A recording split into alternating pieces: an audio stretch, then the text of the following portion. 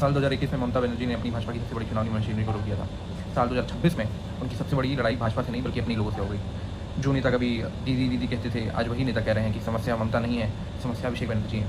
और यहीं से शुरू हुआ बंगाल की राजनीति का सबसे दिलचस्प कहानी। भारत की ये बाकी राज्यों की तरह बंगाल में राजनीति केवल चुनाव नहीं होता है।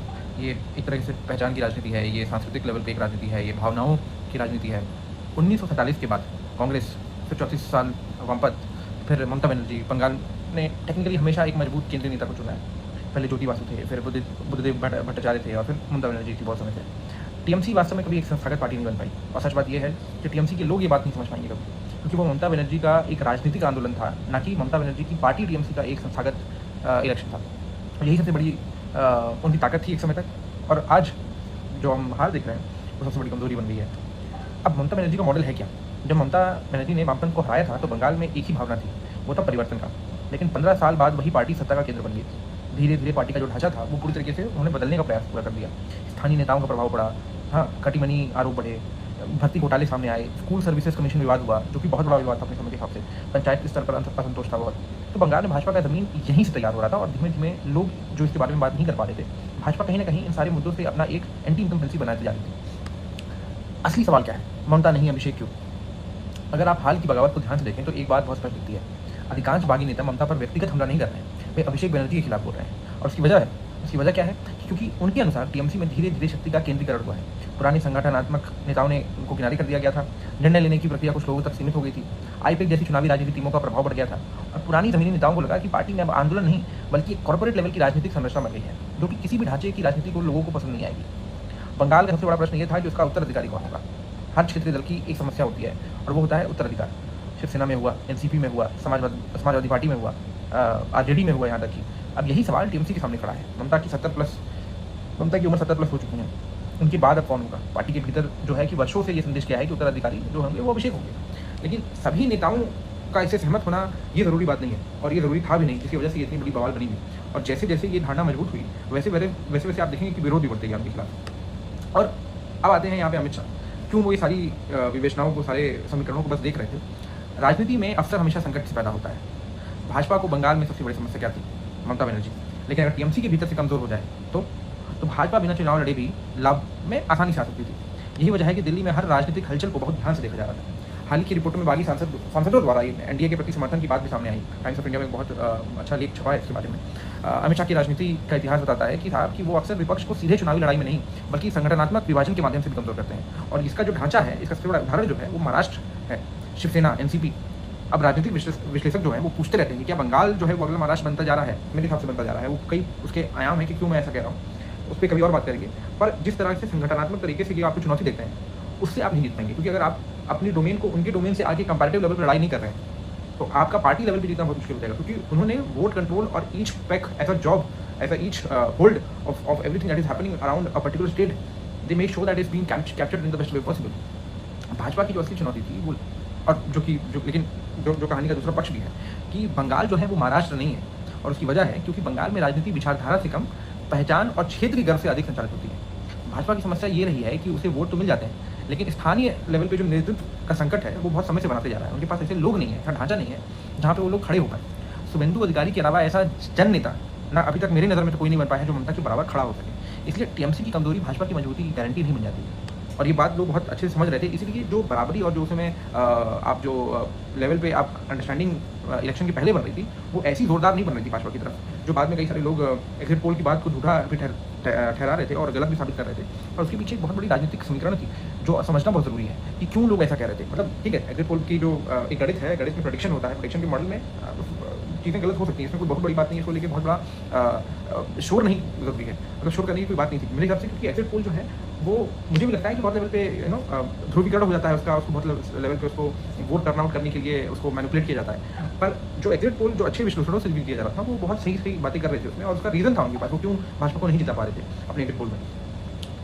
आखिर सातवीं बात जो पॉइंट है इस पूरे मुद्दे में वो ये है कि केजरीवाल इस कहानी में कहाँ आते हैं। बहुत दिलचस्प बात है कि एक नेता जो अपनी खुद की ज़मीन और खुद की पॉलिटिक्स को भी रिगेन नहीं कर पा रहा है वो कहाँ से इस पूरी अंडरस्टैंडिंग में बीच में खड़ा होता है।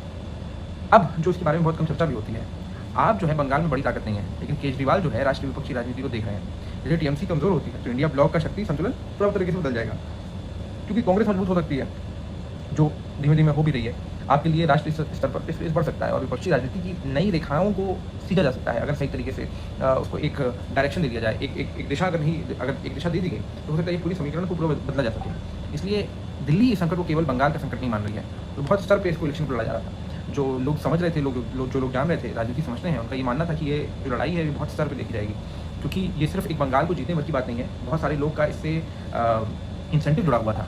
और भाजपा के लिए सबसे बड़ी चुनौती ये थी कि उनके ऑपोजिशन में जितनी पार्टियां थी, अगर बंगाल हारते हो तो बहुत सारे और लेवल पे, मतलब ये एक वाटर पाइप की तरह था कि अगर एक एरिया फटता तो कई सारे एरिया उस पाइप में फट जाते, जिससे पानी की लीकेज बहुत तेज़ी से बढ़ती। आठवीं बात जो बहुत ज़रूरी है, ये क्या टीएमसी टूट जाएगी, और यही सबसे बड़ा प्रश्न है, और इसका उत्तर इतना सरल भी नहीं है, क्योंकि टीएमसी केवल सांसदों और विधायकों की पार्टी नहीं है। आप समझिए, ये एक कैडर का नेटवर्क है, एक सामाजिक गठबंधन हो चुका है पब्लिक का, और इनका एक राजनीतिक पहचान बन चुकी है। और सबसे महत्वपूर्ण बात यह है कि ये अभी भी ममता बनर्जी की व्यक्तिगत या व्यक्तित्व से जुड़ी हुई पार्टी है। इतिहास बताता है, और किसी भी तरह की आप राजनीतिक दलों को आप पढ़ेंगे समझेंगे कि क्षेत्रीय दल अक्सर जो होता है वो नेता के कमज़ोर होने पर टूट जाता है, लेकिन जब तक नेता लोकप्रिय बना हुआ है और उसकी चर्चा चलती रहती है और लोग उसके बारे में बात कर रहे हैं, लोग ऐसा पर्सनैलिटी उसे पसंद कर रहे हैं, तो पार्टी बच जाती है। ममता का मास्टर स्ट्रोक क्या हो सकता था? अगर मैं एक राजनीतिक रणनीतिकार की तरह सोचूं तो ममता के पास 3 विकल्प थे कि वो एक सबसे पहले 2021 वाली गलती जो उनको लगा कि वो अपने ऊपर सारे टारगेट लेके और लोग को एक डेफिनेशन क्लेम कर सकें कि साहब देखिए, मैं यहाँ पे विक्टिम हूँ, ये बाहर के लोग हैं, ये आके हमारे ज़मीन पे या हमारी धरती पे आके खड़े हो गए हैं और हम इन्हें जीतने का अवसर नहीं दे सकते हैं, क्योंकि अगर ऐसे लोग अगर जीत गए तो मैं आपकी बेटी जो खड़ी हूँ यहाँ पे, जिसके बारे में जिसने जीरो से स्टार्ट किया है, जो आपके बीच में से आई है, उसको बाहर के लोग को आप अपनी धरती को, अपनी मिट्टी को नहीं दे सकते। ये बाहरी वर्सेस अंदर का एक जो नैरेटिव था वो बिल्ड हो सकता था। उस 2021 में तो ये बात चल गई, पर अब 2022 की बात को उनको, मुझे लगता है, मैं अगर होता रणनीतिकार तो मैं कोशिश करता कि संगठनात्मक सुधार की तरफ ज़्यादा ध्यान देता, क्योंकि भाजपा जितनी भी इलेक्शन जीतती है और टीएमसी को पता होना चाहिए कि भाजपा उनके लिए सबसे बड़ा प्रतिद्वंदी था। अगर आप उनको ठीक तरीके से चुनौती दे पाते तो आपको ये ज़रूरत ही नहीं पड़ती कि इतना ज़्यादा आपको इंडिविजुअल पर्सनैलिटी पर अपनी पॉलिटिक्स खेलनी पड़ती। Rather than putting yourself into one box, आप ये देखते कि भाजपा की ताकत क्या है और उस ताकत पे पूरी तरीके से अपनी पूरी पार्टी संगठन पूरी जोर लगा के, पूरी रणनीति लगा के उस ताकत पे हमला करते हैं। और वो मुझे लगता है कि संगठनात्मक सुधार हो सकता था, क्योंकि उस समय उनके पास नैरेटिव भी था, उस समय उनके पास काडर भी था, उस समय उनके पास रिसोर्सेज भी थे, उस समय उनके पास हर वो चीज़ ज़रूरी पहुंची हुई थी जिससे वो अपनी पार्टी में एक संगठनात्मक तरीके पे, बूथ लेवल पे, काडर लेवल पे लोगों को, अलग अलग पहचान की समितियों को, ग्रुप्स को मैच्योर कर सकते थे अपनी पार्टी की तरफ, जो नहीं कर पाए। अब अभिषेक की भूमिका को थोड़ा सा सीमित करना चाहिए था कभी भी, और ये कांग्रेस भी इस चीज़ से बहुत मात खाई है कि जब आप अपने पार्टी के लोग की बात नहीं सुनेंगे, या पार्टी के बीच में जो एक एक्सेप्टेंस है किसी चीज़ को लेके या नॉन एक्सेप्टेंस है किसी चीज़ को लेके, अगर आप उसको पूरी तरह से इग्नोर कर देंगे, जो ओल्ड प्लेयर्स हैं आपकी पॉलिटिक्स के, आपकी पार्टी के, उनको उनकी बातों को इग्नोर कर दिया जाएगा। तो उनका अपना काडर है, उनकी अपनी ताकत है, उनका अपना वर्चस्व है। इसलिए आप देखेंगे कि बहुत सारे टीएमसी के नेता जब ये जान गए कि भाजपा जीतने वाली है, तो ये अंदर खाने की खबर ये कहती है। बहुत सारे लोग जो न्यूज़ रिपोर्टर ग्राउंड लेवल पर काम कर रहे थे, उन्होंने ये भी कह दिया था कि साहब अंदर खाने में भाजपा से बातचीत चल रही है कई सारे टीएमसी के नेताओं की, क्योंकि उनको पता था कि अब ये वापस नहीं आने वाला है, जिस तरह का ध्रुवीकरण बन चुका है ऑलरेडी। तो मुझे लगता है कि अगर ये बात और नैरेटिव चल रहा था तो अपने आप को देखिए, राजनीति में कुछ भी स्टैग्नेंट और रिजिड होकर नहीं हो सकता है। ममता बनर्जी को ये बात समझना चाहिए था कि अगर वो अपने पार्टी कैडर की पॉलिटिक्स को थोड़ा सा नैरेटिव बिल्डिंग की तरफ चैनलाइज कर दें, उस तरफ उसको भेजें, और अभिषेक की जो भूमिका है उसको सीमित करें थोड़ा सा, क्योंकि पार्टी पॉलिटिक्स में एक रिजेंटमेंट था उनको लेके, एक प्रॉब्लमेटिक ओपिनियन बनते जा रही थी अभिषेक को लेके। अगर कम से कम उनको सार्वजनिक रूप से बस उनको ये कह दिया जाता है कि ठीक है, आप ताकत पूरी ले लीजिए, आप पार्टी चलाइए जिसे सब चलाना है, पर आप दिखेंगे नहीं, आप सार्वजनिक रूप से प्लेटफॉर्म से नहीं दिखेंगे। और ये बात लोग को चुभ रही थी, जो ओल्ड गार्ड्स से टीएमसी के, उनको ये बात चुभ रही थी, और वो अंदर खाने की खबरों से द्वारा कई सारे पेपरों ने, कई सारे ग्राउंड लेवल रिपोर्टर्स ने इस बात को छापी है पूरी तरीके से कि किस तरीके से जो ओल्ड गार्ड्स हैं टीएमसी के, वो एकदम परेशान हो गए थे इस बात से कि अभिषेक को जिस तरीके का उत्तराधिकारी बनाने का प्रयास किया जा रहा था, वो कई सारे लोगों को इग्नोर किया जा रहा था। So they are following into a same model of Congress, जो कांग्रेस जिस लेवल पे कमजोर हो जाती थी, उसी मॉडल पे टीएमसी भी हारी है, और भाजपा के लिए ये ओल्ड फॉर्मुलेज थे जो उन्होंने अप्लाई कर दिए यहाँ पे बस। तीसरी बात, कांग्रेस के साथ इनको नज़दीकी बढ़ानी चाहिए थी, क्योंकि कांग्रेस, देखिए चाहे कुछ भी आप कहें या ना कहें, कांग्रेस ही सिर्फ एक ऐसी पार्टी है जो राष्ट्रीय स्तर पर राजनीतिक सुरक्षा आपको दे सकती है, और ये गलती आप कांग्रेस के अगेंस्ट जाकर नहीं कर सकते। हाल की रिपोर्टों में कांग्रेस नेतृत्व में संवाद बढ़ने की चर्चा भी सामने आई थी, पर उस तरीके से उस चीज़ को चैनलाइज नहीं किया गया। ममता बनर्जी को समझना पड़ेगा कि राहुल गांधी और सोनिया गांधी, उनके लिए ज़रूरत है इस समय राष्ट्रीय स्तर पर, क्योंकि अगर भाजपा के अगेंस्ट आपको खड़ा होना है तो राहुल गांधी से और टीएमसी से, सोनिया गांधी से आपको अपनी दोस्ती, अपनी जो रिलेशन है उसको स्ट्रॉन्ग करने पड़ेंगे कि आपको राष्ट्रीय स्तर पर वो सुरक्षा मिल पाए, इस तरह की सुरक्षा आप ढूंढ रहे थे। आप ये तीनों सुधार अगर हो जाते, संगठनात्मक सुधार हो जाता, पुराने नेताओं को वापस महत्व देना शुरू होते, अभिषेक की भूमिका को सीमित करना बहुत जरूरी था, कम से कम सार्वजनिक रूप से वो दिखता व्यक्ति। तीसरी बात, कांग्रेस के साथ नजदीकी बढ़ाना ताकि राष्ट्रीय स्तर पर राजनीतिक सुरक्षा मिल सके उनको। बीच में चली भी थी बात कि वो लगाव हो रहा है, पर ये संगठनात्मक सुधार जो करना था 2022 के बाद, कई सारे लोग, कई सारे रिपोर्टर्स, कई सारे राजनीतिक विश्लेषण इस बात को कई बार बोले कि 2021-22 में चल गया गेम, पर 26 में शायद ये नहीं चलेगा, और वैसा हुआ भी। ये बात समझने के लिए बहुत ज़रूरी है कि आपको अपने पुराने और गोल्ड पॉलिटिक्स, गोल्ड डार्ट्स को आप ऐसे दबा नहीं सकते हैं। वो राजनीति चला रहे होते हैं, उनका समय, उनका जीवन बीता है लोगों के बीच में, लोगों के अंदर बैठ के। वो जो एक बार बात अपने काडर में कह देंगे, अपने लोगों में कह देंगे, वो बात सुनी जाएगी, उसके बेसिस पे नैरेटिव बनेंगे, उसके बेसिस पे एक जनरल अंडरस्टैंडिंग ऑफ पीपल बनेगी। उसको आप पूरी तरह से नकार नहीं सकते। परिवर्तन का मतलब ये सिर्फ ये नहीं होता है कि आप पूरी तरीके से हर बात को राजनीति में दबा दें। राजनीति में अगर आपको परिवर्तन लाना है तो पहले आपको गद्दी पर बैठनी पड़ेगी, और गद्दी पर बैठने के लिए साम दाम दंड भी लगाना पड़ेगा।